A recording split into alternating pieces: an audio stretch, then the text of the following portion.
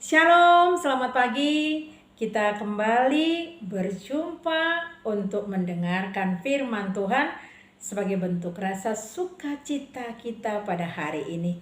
Namun sebelumnya mari kita satukan hati kita berdoa. Bapa di surga penuh kasih karunia, kami bersyukur berterima kasih atas penyertaan Tuhan dalam hidup kami.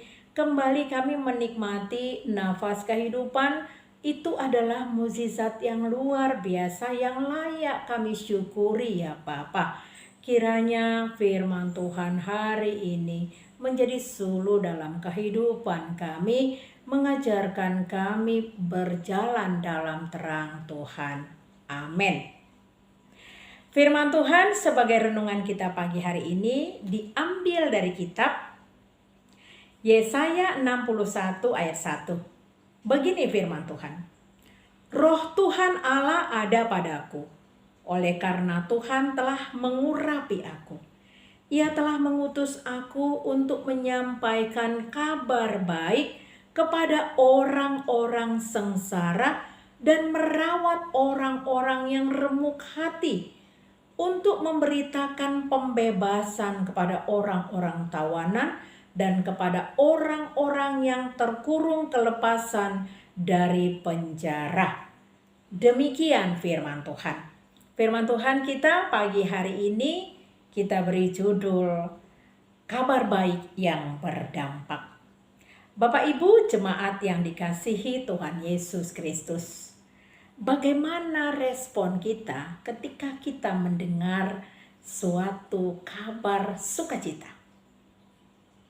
Ya, betul sekali. Tentunya respon kita adalah kita berbahagia, hati kita berbunga-bunga, kita penuh dengan sukacita.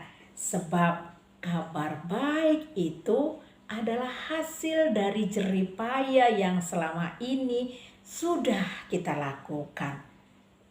Oleh karena itu, kita juga dengan sukacita menyampaikan kepada banyak orang, sehingga orang-orang yang mendengarkan turut bersukacita. Saudaraku, melalui perantara Nabi Yesaya, Allah menyampaikan kabar baik kepada bangsa Yehuda. Tidak hanya membebaskan mereka dari pembuangan, tetapi juga memulihkan kehidupan mereka menjadi satu bangsa yang merdeka. Yesaya juga memberitakan tahun rahmat Tuhan. Di ayat 2 dikatakan, yang dikiaskan sebagai tahun Yobel, di mana tahun itu merupakan tahun pembebasan bagi semua orang dari hutang dan dimerdekakan dari perhambaan. Tahun penuh dengan rahmat Tuhan, tahun penuh dengan sukacita yang dinanti-nantikan oleh setiap orang. Demikian juga yang dinantikan oleh bangsa Israel. Saudaraku, kita bisa melihat melalui uraian di atas, kita boleh merasakan bahwa kabar baik yang diberitakan oleh para nabi-nabi terdahulu adalah kabar baik yang mencakup keselamatan bagi bangsa Israel. Sedangkan kabar baik yang diberitakan oleh Yesus Kristus adalah kabar baik bagi seluruh umat, seluruh manusia. Dan selain itu, Yesus Kristus sendirilah kabar baik yang selama ini sudah diberitakan oleh para nabi-nabi sebelumnya, yakni di masa perjanjian lama. Saudaraku, banyak orang berpikir bahwa sangat sulit sekali untuk bisa menjalin relasi yang baik dengan Tuhan.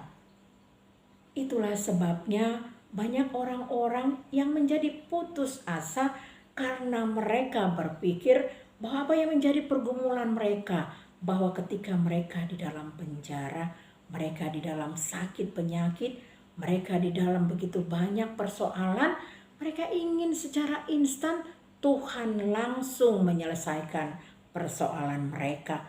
Sehingga ketika mereka belum mendapatkan apa yang mereka inginkan untuk pengharapan mereka pada Tuhan, maka mereka langsung melupakan Tuhan seperti bangsa Israel.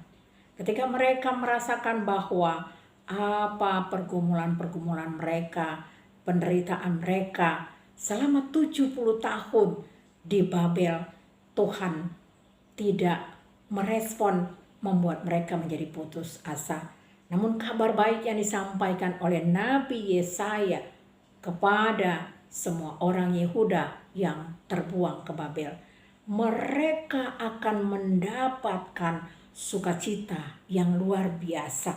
Dikatakan bahwa kepada orang-orang sengsara, orang-orang yang remuk hati, orang-orang yang sedang dalam tawanan, dan orang-orang yang terkurung, mereka akan mendapatkan damai sejahtera, sebab berkat Tuhan mengalir atas mereka dan mereka akan dikembalikan kepada bangsanya.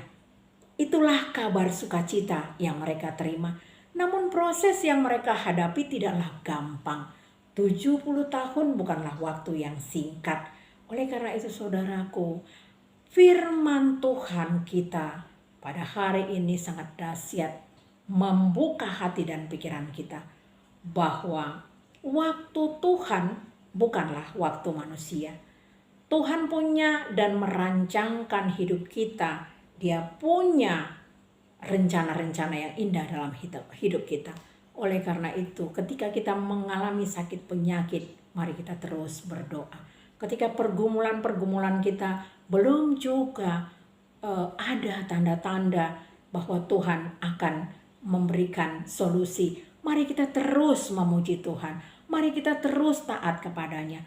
Bahkan ketika pun kita tidak mengalami kesembuhan sekalipun dari sakit penyakit, mari kita tetap taat kepada Tuhan. Sebab Dia adalah juru selamat yang sudah menyelamatkan kita, yang sudah menyelamatkan bangsa Israel, dan juga menyelamatkan seluruh umat manusia yang percaya dan mengandalkan Tuhan di dalam hidupnya. Saudaraku, kesimpulan dari firman Tuhan hari ini adalah bahwa kita harus mengikuti Tuhan dan Tuhan akan memberkati kita, bukan hanya sampai kepada anak kita, namun kepada cucu-cucu kita dan generasi-generasi kita selanjutnya. Sehingga orang yang melihat, mereka juga mengakui bahwa kita adalah keturunan-keturunan Allah, keturunan-keturunan Tuhan yang diberkati oleh Tuhan Yesus Kristus. Amin. Kita berdoa. Terima kasih untuk firman Tuhan hari ini. Biarlah Bapa firman ini benar-benar mengimani hidup kami bahwa mukjizat Tuhan luar biasa dalam hidup kami. Bahwa waktu Tuhan sangat indah dalam hidup kami. Ajar kami terus untuk setia kepada Tuhan sebab kami sudah menerima kehidupan yang kekal. Terima kasih ya Bapa. Di dalam nama anak-Mu Tuhan Yesus Kristus kami berdoa. Amin. Selamat beraktivitas, Tuhan Yesus memberkati.